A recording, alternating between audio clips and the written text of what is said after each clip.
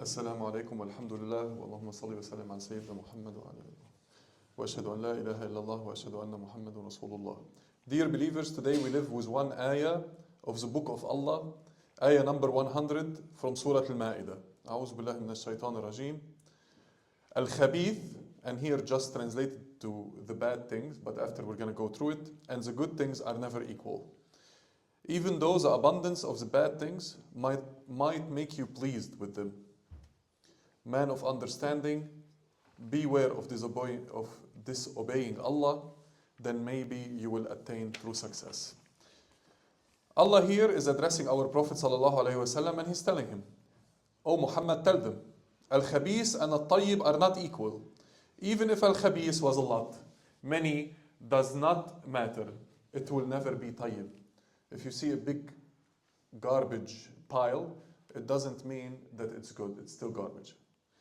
Allah uses an example, sometimes tangible, so it's easier for us to move to the untangible and to understand the unseen. We experience this every time we go to buy a product. If we are in a supermarket, for example, and we want to buy tomatoes or we want to buy watermelon, we're gonna pick up a bag and we're gonna look at the product. And we're gonna be looking at the product and trying to choose what? We're gonna be trying to choose the good products, the good tomatoes. And we're gonna be making sure that we don't choose the bad tomatoes. Why? Because we don't want the bad product. And nafs will not accept the bad product. And the same thing here. This ayah is setting up a universal law. If milk, for example, is polluted, no one is going to take it. It's not like, okay, I'm going to take this. Even if it's given to you for free, you're not going to take it. You're not going to bring it home. Inside the Quran, we always use a method which is called siyaq, which means the following of the transactions that are happening in the ayat can explain to us what is happening. And here in Al-Ma'idah, Surah number Al-Ma'idah, ayah number 100, it is coming, it follows the talk about Al-Halal and Al-Haram. Allah is telling us that Al-Khabith is haram and Al-Tayyib is halal. And now that we established the first definitions, which is very important for us, the second definition is called Al-Barakah. Now many times we confuse Al-Barakah with an English word called blessing. But in Arabic, Barakah doesn't mean blessing. Actually, if we refer to a camel sitting down, we say Barak al-Jamal, which means he just parked. He stays there. If we look at a lake, in Arabic we say birka, which means this is where water accumulated. The nice thing about barakah is not an infinite supply of money, like the West want us to think, but it is an infinite supply of something that is good for you that stays. Because you see, you can make millions of euros, but if you have expenses in billions of euros, there is no point in making billions of euros, millions of euros. It's all gonna go away. So barakah is the true success, does it stay?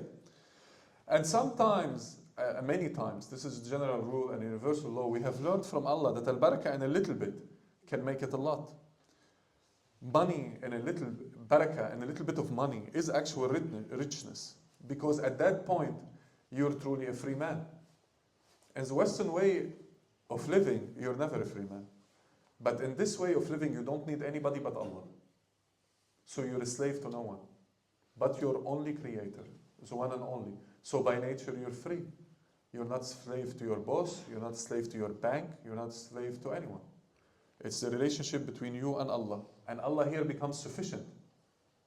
So you see, this is an attitude. As the Sheikh explained it to us, we have to take the first steps. Do we truly believe and comprehend and have the yaqeen? Do we really feel it and touch it that Allah is sufficient? We know that our manager is in the hands of Allah. We know that the bank is in the hands of Allah. He told us what to do and what not to do. Now, Al-Khabith, there is no benefit in it. Like we said, someone goes to a big garbage pile and sees it a lot, which means that the popular opinion doesn't mean that if there's a lot of people calling for Al-Khubus, that it's good. If it's a TikTok trend, it doesn't mean it's correct. So seeing a lot of garbage doesn't mean that garbage is edible. It means it's garbage. And this is so important for us, because as we come here, we remind ourselves by listening to the words of Allah that we must stand for what is right and forbid what is wrong.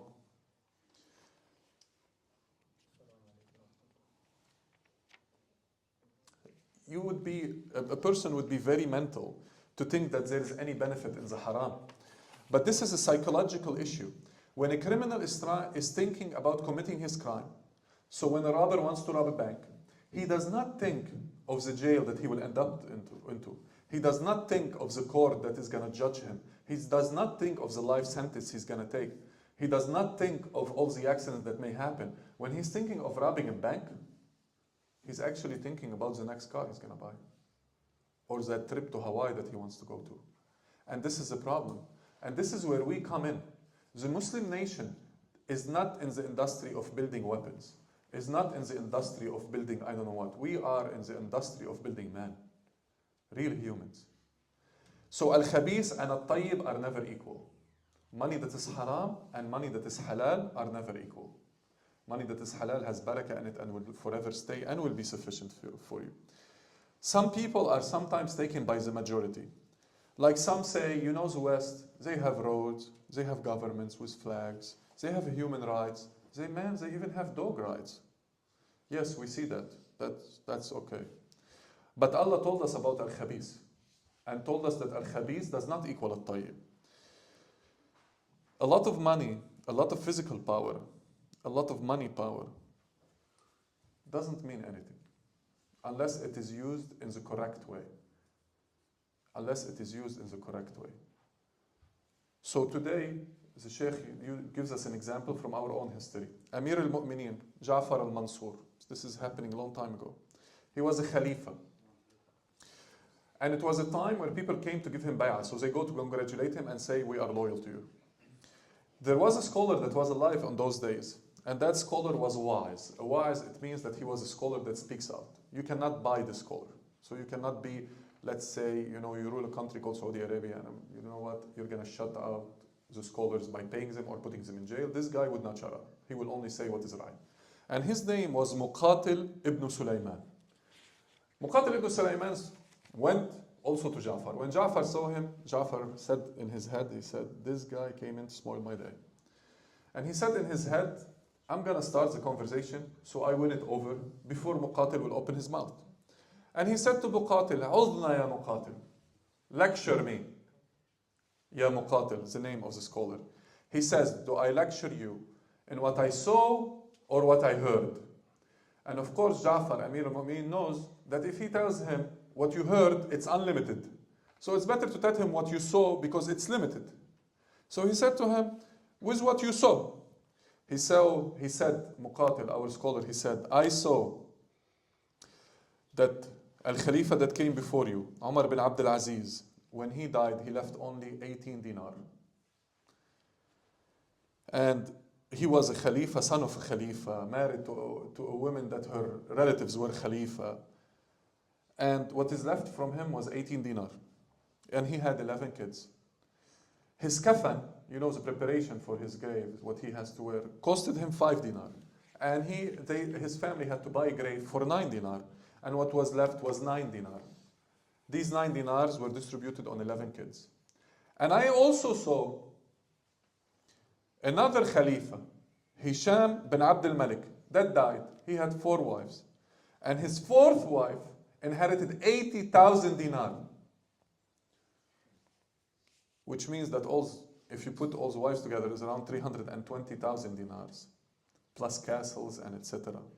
And the scholar says, with my true 2 eyes, I saw the son of Umar going to jihad with 100 horse rich. And I saw the son of Hisham begging on the street. Because لا يستوي الخبيث مع الطيب. It's not just money. A euro is not a euro. It really comes with its own energy. So it's either halal or it is haram. Halal will stay and it's called barakah. Haram will go away or will cause you something to spend even furthermore from it. Furthermore from it. And Allah continues the ayah and says, don't you see those with like he's talking to us. He didn't say, hey, don't you comprehend those with brains? Allah said, don't you want to comprehend those with albab? And albab is the heart of the brain. Here, the definitions that are so important for us is that halal is tayyib, haram is khabis. Halal has barakah in it, so it will be sufficient. The attitude towards Allah is that Allah is sufficient for us because we are free men. You know something? We are the last line of defense. After us, there is no free men. Men as in men and women. We are the last line of defense. Everybody else is a sheep. You are the last free thinkers. The last people that have the ability not to follow the crowds, but to follow what is right. So halal has barakah in it, and it is more sufficient. I heard from an enemy of ours, a statement, he says, it is impossible to take Muslims away from Islam, but it's very possible to create weak Muslims. And this is what is our objective. Their objectives, not ours. Allah, we know that is not our boss. It's not the economy. We know that Allah al-Mughni, He can make you rich. Al-Mu'adh, He can make you proud. And He can make you honorable. And you could walk on the street. It's not about size. It's not about physical. It's not about numbers of people that are walking with you. And it's for sure not about a big gold chain that you wear or your bank account that makes you powerful. Allah can activate and deactivate. We know this. You could have wealth and I don't know what, and you can suddenly not have access to it. In Gaza now, we ask ourselves, how do they live sometimes, right? It's been 10 months. Bombs equal to volcanoes being dropped on them. How? You see, these are ayat that are happening in front of our eyes. Allah takes care of them. Allah takes care of them. Inna Allah ala kulli shay'in qadir. Allah is capable of everything. We tend maybe to forget this sometimes because of the maximum brainwashing that we get exposed to on TikTok, Instagram, BBC, CNN, The Guardian, and New York Times. Al-Ma'idah 100, ayah number 100, ends up by saying, لَعَلَّكُمْ تَفْلَحُونَ. Allah is saying to us, so you may attain true success. So He's saying to us that al-khabis and al-tayyib are not equal. So He's like saying to us, man, if it is haram, stay away from it. Even if you think it's good, even if you like it, even if it's so majority, even if there's 100 million people out there calling for LGBT right now, that it's normal, Allah is saying, al-khabis does not equal al-tayyib. Does not equal al-tayyib, man. And then He ends up by saying, this is how you attain real victory. And this is how you attain real success. And the Sheikh then says to us that this is linked to the Surah An-Nur, ayah number 26. I will read because I don't know it by heart.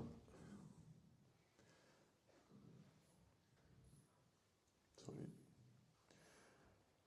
Al-Khabithatu li-Khabithin. So it says, bad statements are for bad people, or in actual, so there's a wrong translation to this. I'm going to read the wrong translation first, and then the Sheikh corrected it to us by using other translation. The wrong translation is, bad women are for bad men, and bad people, and bad men are for bad women.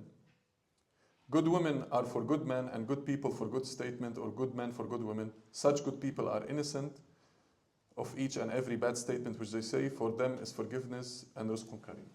So if you look it up, it's in Surah An-Nur, ayah number 26. I have misunderstood it until today. And many of us think that this ayah is about marriage. That, you know, like bad women are for bad men, and good women are for good men. And, you know, in our religion, there is people that translate, but there is people that investigate. And when you investigate, you come to the truth. When you translate from Arabic to English, it does not work out. And this is actually a general rule. And how do we know this? Because one, there was no hadith that it was about marriage. Second, is the way that it comes in the text, it's not talking about marriage. And then it knocks it out when we look at reality.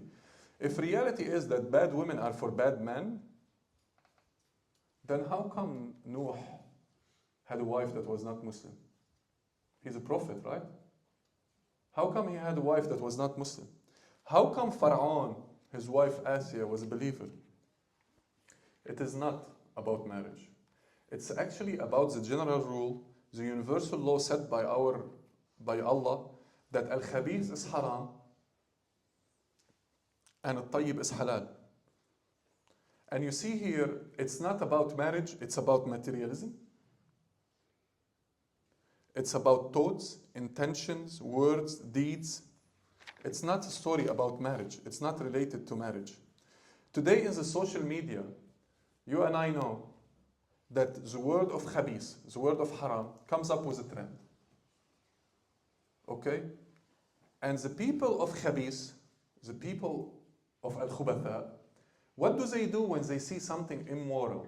Because they were raised on being immoral. They were raised on a different nature than you and I. They were raised on things that they say it's okay to be gay. And we are raised on La ilaha illallah, Muhammad Rasulullah.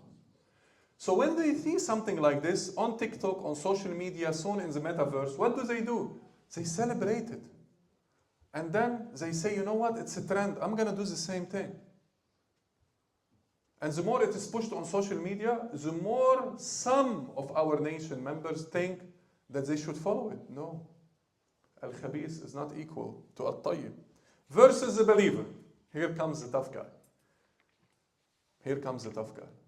The believer is connected. Salat means connection. This is why they call us pray. It's not pray in English. Salat in Arabic means connect in English. This is why we're connected. We're connected to Allah. So we do what Allah tells us to do. So we choose halal, we refuse haram, and when this trend happens in front of us on TikTok, we reject it. We take it away. And we go to consume content that is good for us. I know that you and I, we do this. And today is a reminder so we can invite others to do this. But this is not where the story ends. This is where it ends. We don't accept it. So Al-Tayyib does not accept haram, neither money. Like you could go to someone and says, Ya Habibi, this money is haram. You say, Khayi, let me use it now. And then I will figure out if it's haram or halal. No, this is not us. لَعَلَّكُمْ تَفْلَحُونَ. Allah said it to us. You want to be truly successful. So, this is what we see today. We see humans that are not humans. We see that the animals and the shayateen will probably be innocent, like calling these people off. They say, we cannot believe what these humans are doing. We see them trying to push gayness and lesbianism and Zionism and the survival of the fittest and the strong needs to eat the weak and be a gangster. Why I want to be a gangster? So you can survive the street. Why? I want to be a Muslim. I'm a Muslim. This is how I survive this life, not only the streets. They are trying to push things that the animals even refuse. You cannot convince a donkey to be gay. No matter how much marketing you're going to give them. At-Tayyib, the little Tayyib, is what is left, and it is what is preserving humanity. And you and I, we get to fulfill our purpose as humans. And Allah Barakah will come on us. No matter how little the knowledge we have, no matter how little the money we have, no matter how little the house we have, we just have to make a choice. When we make that choice, we are able then to establish and to be on the right path and increase our connection. You don't run on 2G anymore. You start running on 5G, 6G, or a very powerful Wi-Fi. Some people between our nations, they say, look at the West, look at their countries, look at their planes, and look at their cars, and look at their roads, and look at their laws, and they put the PMD in the blue bag. We say yes. Look at their industries. We say yes. But what for? To enslave others. There's a Muslim country that if it will use a quarter of its agricultural land, can feed the whole world. That Muslim country is prohibited by the IMF, the International Monetary Fund, to do any agriculture. Where you and I come from, who took the wealth of those countries? We know how. They appointed the right president, they made sure everything is okay, but who took the wealth? Where is that money? Isn't it here? Isn't it here? It's here. So please, don't at any given time start worshipping the enemy, thinking that the enemy is successful, when the enemy is the enemy. He stole from you, and he got you to believe that he's better than you. And they lied to us. They lied to us. And we know today that they lied to us. You know how we know? Because their own people know. You see, this is why today is a good day. Because their own people today, they say to them, we're going to stand with Gaza. There's an awakening today in the West. There's an awakening today by non-Muslims that they say to their political leaders, we do not accept your choices. Get out of the government. We're going to vote for someone else. And even when they don't succeed with votes, they go to the streets. Where do we stand in all of this? We are Muslims. We should be leaders when it comes to doing what is right. We should not be followers, because you are the encyclopedia of right and wrong. And we're progressing every day. None of us is perfect. We all make mistakes, but we're all are here to learn. You see, like the magician of Pharaoh, the people of these countries today are turning. The magician of Pharaoh came in and said, hey, Pharaoh, what's in it for us? He says, I'm going to make you close, man. I'll take care of you. I'll take care of you. And then the magician saw the truth. They said, wait a minute, this is not magic. There's a God between, the true God is behind Moses. They said to Pharaoh, we believe. He said, well, I'm going to tell you what I'm going to do to you. I'm going to cut your legs off, I'm going to cut your hands off, and I'm going to put you on crosses, and I'm going to do this to you. It says, do whatever you want to do. We see the truth now. The same thing happens today, 2024. The people of these countries are saying to their political leaders, we know the truth right now. Muslims are not terrorists. They are actually very nice people. And on top of this, they stand for what is right. And they are the last line of defense. They are not sheeps. And so the government now will start making them pay the price. For al-haq, you pay the price.